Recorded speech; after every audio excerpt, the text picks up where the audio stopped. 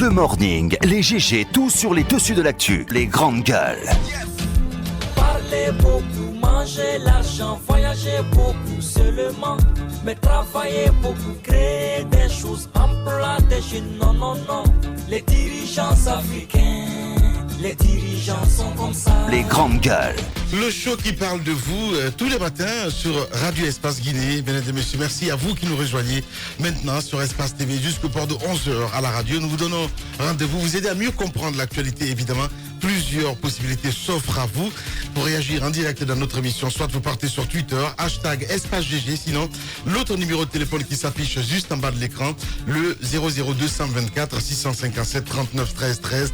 Avec plaisir, nous allons prendre en compte vos messages dans notre émission. Sinon, vous pouvez le faire évidemment aussi via cet autre numéro de téléphone si vous êtes abonné Orange, GG au 8037. Encore une fois, merci de rejoindre cette équipe. Bonjour Moussa Moïse là. Bonjour Lamine, bonjour à tous. Bonjour à vous Aboubacar Diallo. Bonjour Lamine, bonjour à tous. Bien, il a mangé du lion ce matin. Ouais, pourquoi pas, ouais. Comme tous les matins d'ailleurs. Bien, Roby, on se met bien là, bien. Allez, non, on se met bien Roby, voilà, allez, comme un vagabond, bien. Des fois ça arrive, ça arrive, la rébellion quoi. Ouais. Ça. Bonjour. Bonjour. Bien, on vous dit bonjour. Bonjour Lamine, bonjour à tous. Voilà, évidemment, on s'intéresse à l'actualité. On part du côté de l'aéroport international de Conakry-Bessia. Qui valent ces changements, Titi? Oui, c'est une question importante. Et vous savez, ce week-end, le président de la République a pris une série de décrets qui ont concerné en partie l'aéroport international de Conakry-Bessia, avec un changement intervenu à la tête donc du conseil d'administration, mais aussi au niveau de la direction générale. C'est l'ancienne directrice générale du port autonome de Conakry, Madame Touré Awaketa, qui a été nommée présidente du conseil d'administration en lieu et place de M. Maïdiara, qui était donc PCA au niveau de la SOGEAG, la société d'exploitation de l'aéroport de Conakry. Donc, et c'est finalement M. Maïdiara qui descend au niveau de la direction générale. Oui. Il vient donc remplacer à ce poste M. Oulaba Kabassan Keïta, qui tenait ce poste depuis quelques années, qui était au centre donc de soupçons de scandale, parce que nous n'avons pas les preuves donc de sa culpabilité. Des dossiers ont circulé dans la presse. Il a été fait mention d'un scandale qui tournerait autour de plus de 4 milliards de nos francs, et ce qui donc a amené le partenaire français, les aéroports de Paris, donc d'exiger, de poser un certain nombre de conditions. La condition, a-t-on appris, qui a été posée par le partenaire français, c'était donc que M. Oulaba Kabassan soit remplacé, donc quitte la tête de la direction générale de la SOGEAG, parce que ne pouvant plus donc travailler avec ce monsieur sur qui plutôt pesaient ces soupçons de détournement. Alors des efforts ont été demandés au gouvernement pour clarifier cette situation. Cela n'a jamais été fait, donc il a fallu que le partenaire français donc hausse le ton et exige que M. Kabassan quitte donc la tête de la SOGEAG pour que le service puisse continuer. Donc les aéroports de Paris, donc, qui sont des actionnaires assez importants dans le dispositif de la SOGEAG, ont donc fini par obtenir le départ de M. Kabassan Keïta de l'aéroport de Conakry. Donc ce sont des décrets qui ne sont pas anodins. Il faut savoir en faire une lecture relativement aux événements qui étaient en cours à l'aéroport de Conakry. M. Kabassan donc va rejoindre le grand garage au niveau de la présidence. Donc il vient comme en tant que conseiller. Parce que ce qu'il faut aussi relever, c'est que le président de la République avait besoin d'envoyer un signal fort à nos partenaires français dans le cadre de la gestion de l'aéroport de Conakry, d'autant que des soupçons pesaient sur lui-même, sur sa personne, comme quoi il protégeait M. Kabassan, qui à tort ou à raison est considéré comme quelqu'un qui lui est très fidèle, qui lui est très proche, comme un de ses poulains, on va dire comme ça entre guillemets. Donc on se demandait, est-ce que le président de la République allait arriver à se débarrasser de M. Kabassan Keita, donc de le dégommer de ses fonctions de directeur général de la SOGIAC. Donc il a eu un long moment d'atermoiement, et ça quand même il faut le dire, un long moment d'hésitation, et je pense que c'est sous le poids de cette exigence du partenaire français que le président a fini, peut-être à son corps défendant, de se débarrasser de son poulet du côté de l'aéroport de Conakry. Donc, ce qui est quand même à saluer, c'est que l'acte a été pris, même si j'estime que c'est sous pression, le couteau sous la gorge, que M. Kabassan donc quitte l'aéroport et pour rejoindre donc la présidence de la République. Mais que valent ces changements? Les questions sont importantes parce que pour le remplacer à la tête de la direction générale de la SOGIAC, c'est M. Maï Diarra qui a été PCA, qui était donc jusqu'au décret d'il y a 2 jours, qui était président du conseil d'administration donc de l'aéroport de la SOGIAC. Et il a été dans la presse, il a été fait mention du fait que quand il est venu, M. Maï Diarra, sans que cela ne soit prouvé aussi, il se serait mis dans une sorte d'entente de gestion avec M. Kabassan. Donc, est-ce que le fait de le faire venir à la tête de la SOGIAC, est-ce que c'est suffisant comme mesure corrective pour donc rassurer le partenaire français, donc les aéroports de Paris? C'est une question qu'il faut se poser. De l'autre côté, c'est cette dame, donc dame signée, qui est donc bombardée, présidente du conseil d'administration. Est-ce que c'est un signal rassurant aussi qu'on envoie aux partenaires français, d'autant qu'on sait que cette dame, donc, elle n'a pas sa gestion au niveau du port autonome de Conakry n'est pas exempte de tout reproche. Ouais. Et il a été reproché le fait qu'elle avait une gestion assez clanique avec un groupe donc de cadres qui lui étaient fidèles. Et on parle même d'une gestion presque familiale avec des proches qui avaient la main sur les différents marchés, sur pratiquement la gestion au quotidien au niveau du port autonome de Conakry.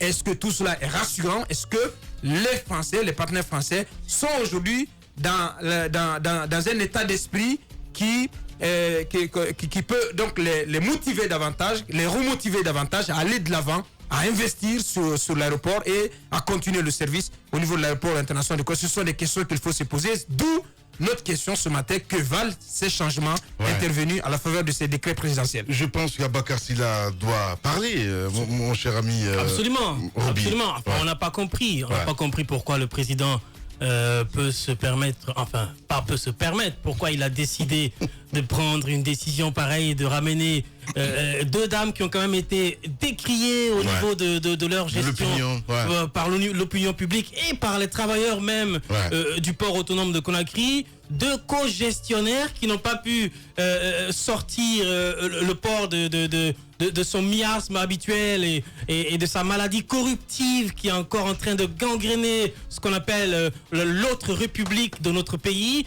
Donc je pense le président de la République, au-delà de sa volonté, certes, de nommer des personnes par complaisance ou par amitié ou par influence de qui que ce soit, je pense que ça a été l'une des plus mauvaises décisions qu'il ait prises. Mais à son corps défendant, je crois qu'aujourd'hui, il est important que les Guinéens sachent une chose, c'est que la lutte contre la corruption n'est pas effective, la lutte contre la gabégie n'est pas effective. Notre État va continuer à adopter cette pratique qui tue notre économie malheureusement, et cela je le dis parce que tout simplement les dernières nominations du président de la République l'ont prouvé suffisamment. Au lieu que ces 2 dames aillent s'expliquer devant le justice, c'est une affaire qui a été publique, qui est connue. Au lieu que ces 2 dames aillent s'expliquer devant la justice, malheureusement ils ont obtenu grâce. Et désormais, ils sont dans de nouveaux locaux. L'autre est revenu dans l'ancienne maison, la maison habituelle du port autonome de Conakry. Et Madame Signé a été bombardée du côté du conseil d'administration de l'aéroport. Ma foi, je dis que je plains pour les 2 institutions. Oui. Je suis d'accord. Allez-y, Mafoudia Bangoura.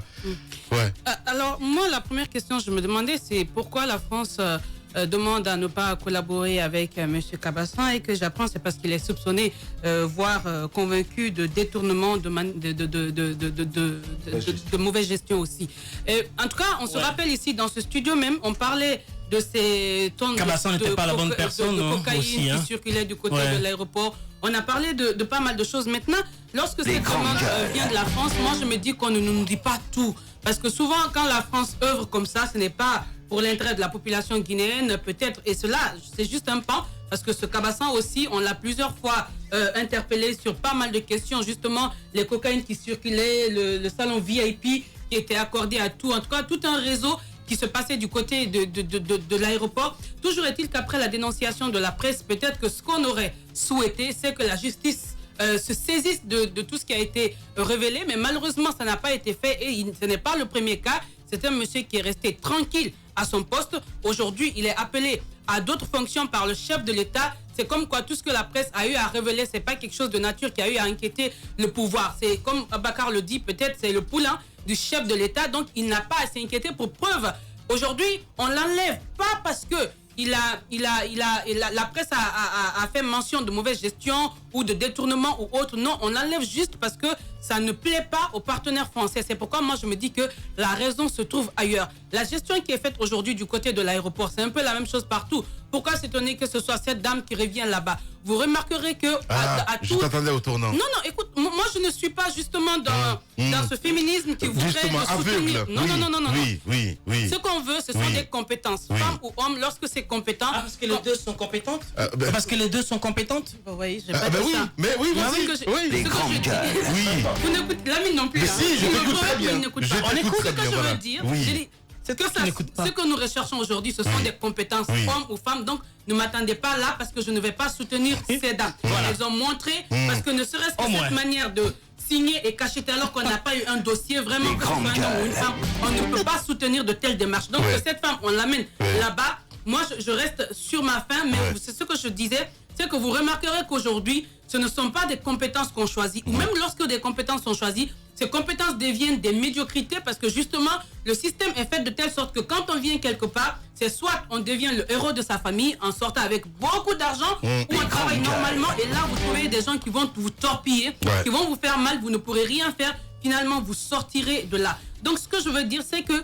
les personnes sont déplacées selon les bons vouloirs, selon les liens avec le chef de l'État. Il ne tient pas compte de tout ce qui a été dit. Sinon, Les grands avec toutes gars. les dénonciations faites au niveau de la presse sur M. Cabassan, on voudrait aujourd'hui le voir derrière les barreaux pour qu'on dise est-ce que ça a été vérifié, est-ce que c'est vrai ou pas ce qui a été dit. Et si c'est avéré que c'est faux, eh bien qu'il reprenne son poste. Mais rien de tel n'a été fait. Comme pour vous dire que les dénonciations, nous, la presse, nous continuons à faire des révélations, mais encore une fois, lorsqu'il y a changement au niveau des postes stratégiques, c'est parce que le président, il le veut bien et que ce sont des personnes qui lui plaisent ou qui ne lui plaisent pas. Allez-y, Moussa Moïse. Voilà, ce que Allez-y. je souhaite dire, avant la précision du Oui. préciseur, Oui. c'est que... Bon, Allez, j'ai l'inventé. Je viens de l'inventer. Allez-y. Voilà. C'est la démocratie linguistique. Oui. Et je pense que le préciseur voudra bien préciser plus tard. Bien. Mais ce que je veux dire, Titi. ce que je souhaite dire, Oui. c'est que l'aéroport de Conakry, ça fait un peu honte quand même qu'on puisse, au lendemain de l'indépendance de notre pays, parce qu'on a quand même plus de 60 ans, et qu'on puisse se focaliser sur un seul aéroport. Je fais remarquer que les pays de la sous-région, qui ont eu leur indépendance après nous, sont quand même en train d'œuvrer pour avoir au moins 2 aéroports qui puissent avoir certaines dimensions internationales, qui puissent être considérés comme étant des aéroports au moins sous-régionaux. Dans notre pays, on n'en a qu'un seul. Et qu'on puisse nous dire que le chef de l'État a bien voulu comprendre que les partenaires français souhaitaient un changement du 109 au niveau de l'aéroport de Conakry, et donc il fallait prendre ce décret pour faire venir les grands à la place de M. Cabassan. Je me dis qu'il n'a pas trouvé la solution. Il a plutôt, à mon avis, empiré le problème.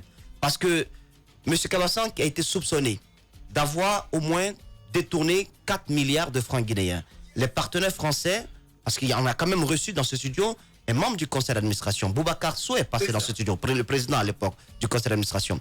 Le fait pour lui d'avoir levé le petit doigt, d'avoir eu le courage, l'audace de lever le petit doigt pour dénoncer qu'il y avait des manœuvres qui n'allaient pas dans le sens de la transparence budgétaire au niveau de l'aéroport, il a été éjecté de son poste. Il a été éjecté de son poste. licenciement abusif Bon, je ne vais pas rentrer dans les détails parce qu'il y a les licenciements, il y a les recrutements aussi. Quand en rentrant dans ça, on va finir autrement. Voilà. Donc, il faut quand même reconnaître que ce monsieur a dénoncé, mais c'est sur base quand même, C'est sur la base d'un travail préalable d'enquête qui a été fait. Mais on l'a mis dehors complètement. Alors, les partenaires ont pris une décision de réduire à 50 millions de francs guinéens toutes les signatures de M. Kabassan. Écoutez, qu'est-ce que la France a à voir dans le fait que la Guinée puisse dilapider ses deniers publics si elle-même n'est pas associée à la gestion du budgétaire? C'est parce que c'est une cogestion. Si ce n'était pas le cas, les Guinéens sont champions dans de nombreux cas de détournement à la tête de certaines régies financières. La France ne s'en mêle pas du tout. Mais je pense qu'on n'est pas prêt à prendre nous-mêmes notre destin en main. C'est-à-dire qu'on puisse confier aux Guinéens en ce moment, sous le régime Alpha Condé, on puisse confier aux Guinéens la gestion de façon exclusive des régies financières ou de ces entités qui peuvent faire entrer beaucoup d'argent sans qu'il n'y ait à côté un petit comité avec quelques étrangers et des mécanismes de contrôle renforcés. Parce que si on le fait, c'est complètement signer l'arrêt de mort de cette entité-là. On n'est pas prêt. Parce que la seule sanction, lorsque vous toucherez à des deniers publics qui puissent vous tomber sur la tête, c'est la sanction du licenciement ou de la révocation. On vous licencie, on vous révoque. Vous n'irez pas en prison. Ou on vous déplace. Comme c'est le cas du Kabassan. Comme l'a dit Maf, on le prend de l'aéroport, on l'envoie à la prison. Voilà, donc vous ne souffrez absolument de rien. On nous a parlé de cette enquête, cette prospection pour que nous puissions avoir un aéroport international. Je pense du côté de Mafreya. On en est où aujourd'hui? On se concentre sur le seul aéroport dont la rénovation de la date de 1985. Il faut quand même remercier tous ceux qui ont lutté pendant la période coloniale pour ce qui a été fait quand même. Et c'est le seul aéroport où on n'a pas de Wi-Fi. Vous savez, on a reçu l'ambassadeur américain dans ce studio. Lorsqu'on lui a dit, mais pourquoi les nombreuses délégations survolent le territoire national, Donald Trump n'atterrit pas là? Il nous a dit quoi?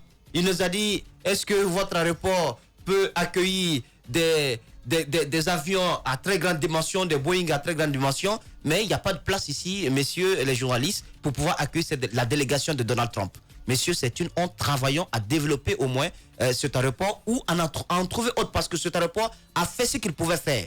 Ce n'est plus une fierté pour nous, même si c'est quand même relativement joli et tout ça, parce qu'il y a une cogestion, mais ça ne peut pas être aujourd'hui une sorte d'acquis qu'on pourrait brandir à l'international. C'est pas possible. Qu'à cela, qu'on en vienne à ajouter une gestion financière catastrophique, je pense que c'est une honte. Et celle qui est arrivée, je donne ma tête à couper, elle va signer ce qu'on ne doit pas signer.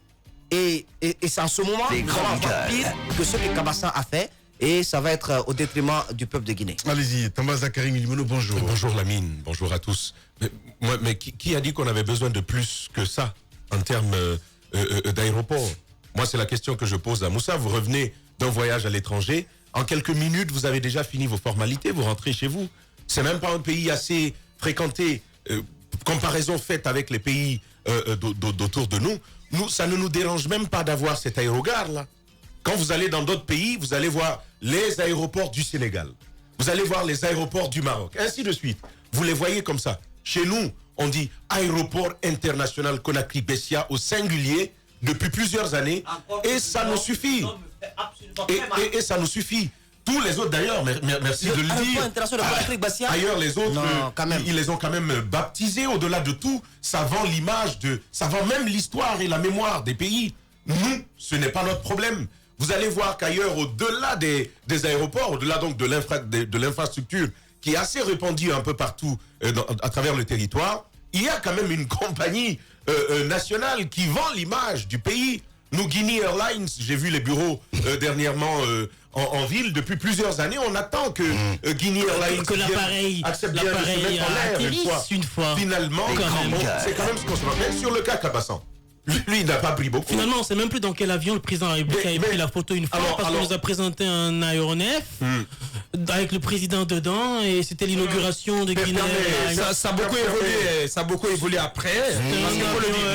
Ne réveillez pas les morts. Non, pas pour réveiller les morts.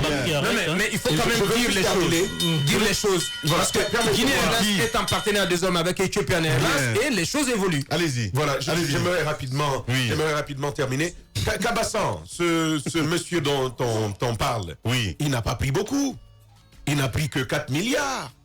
Puis il aurait pu faire un peu plus d'efforts. Pour prendre... Attention, faut être prudent là, Tamba. Non, mais ce que je vous dis... C'est pas prouvé, c'est important. Mais c'est quand même ce qui est en train de se dire. Ouais. Moi, je reviens. C'est pas ce qui est en train de te dire que toi, tu dois remonter ça Non, dans la mine. Oui. Il est quand même attaqué pour fait de corruption et autres. Mais il faut bien comprendre l'ironie dont je suis en train de dire. Oui, j'ai bien compris. Mais précise les choses. je vais vous dire- merci. Bien. Encore une fois, Bien. auditeurs et auditrices, j'ironise. Bien. C'est une figure de style. Donc je continue. Non. Quand je dis dans la forme, non, Roby, écoute. Vas-y. Dans la forme, quand je dis il n'a pas pris beaucoup, Oui. c'est de cela que je suis en train de parler, de cette forme d'ironie là. Vous comprenez bien. Oui. Mais on continue. La mine en Guinée, tu veux ne pas être inquiété pour faire de malversation. Il y a 3 principes. C'est un peu le code de conduite de la malversation en Guinée. Premièrement, il faut prendre beaucoup, pas un peu. Deuxièmement, il faut te trouver un tailleur qui sait coudre des habits en jaune.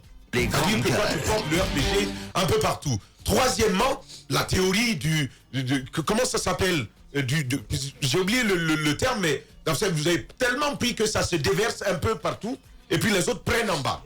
Voilà, donc, exactement. Donc, il faut avoir ça. C'est lorsque vous avez appliqué ces 3 principes, personne ne vous dérange. Je rappelle pour ceux qui veulent apprendre cela, il faut prendre beaucoup, avoir un tailleur en jaune, et dernièrement, donner un peu, surtout glisser que ça arrive quelque part là-bas au palais. Voilà.